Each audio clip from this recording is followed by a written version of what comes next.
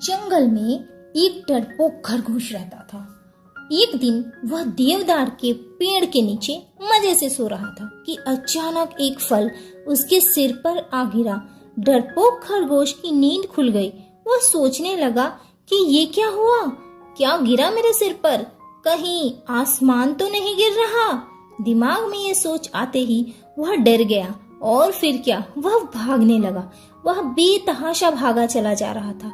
उसे इस तरह भागते हुए जब हाथी ने देखा तो पूछने लगा, अरे भाई खरगोश, क्या हुआ, क्यों ऐसे भागे जा रहे हो? खरगोश हांफते हुए बोला, भागो भागो, आसमान गिर रहा है। खरगोश की बात सुनकर हाथी भी डर गया।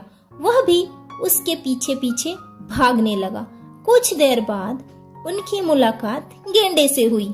गेंडे ने भागने का कारण पूछा तो हाथी ने खरगोश से सुनी बात दोहरा दी, भागो भागो, आसमान गिर रहा है। ये सुनकर गेंडा भी डर गया और उनके पीछे हो लिया। अब जो भी उन्हें मिलता आसमान गिर रहा है सुनकर उनके पीछे भागने लगता। खरगोश के पीछे हाथी, हाथी के पीछे गेंडा, गेंडे के पीछे भालू, भालू के पीछे चीता और ऐसे ही जंगल के ढेर सारे जानवरों की कतार लग गई। सब बेतहाशा भागे जा रहे थे। इतने सारे जानवर को इस तरह भागते हुए जब जंगल में टहल रही लोमड़ी ने देखा तो चकित रह गई। उसने कतार में लगे भालू से पूछा, क्या हुआ भाई, तुम सब लोग ऐसे कहाँ भागे चले जा रहे हो? भागो भागो, आसमान गिर रहा है, भालू चिल्लाया। ये सुनकर लोमड़ी अचरज में पड़ गई कि ऐसा भी कभी होता है। उसने सारे जानवरों को रोका और बोली, इस तरह भागने से किसी समस्या का हल नहीं निकलेगा। चलो जंगल के राजा शेर के पास चलते हैं।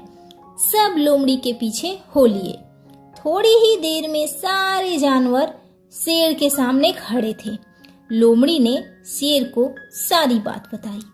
ध्यान से सारी बात सुनने के बाद शेर ने पूछा, सबसे पहले किसने आसमान गिरते हुए देखा? सबने खरगोश की तरफ इशारा किया। शेर ने खरगोश से पूछा, तुमने कहाँ देखा कि आसमान गिर रहा है? वनराज, मैं देवदार के पेड़ के नीचे सो रहा था कि तभी मेरे ऊपर आसमान का एक छोटा सा टुकड़ा गिरा और मैं भागने लगा और सबको बताने लगा।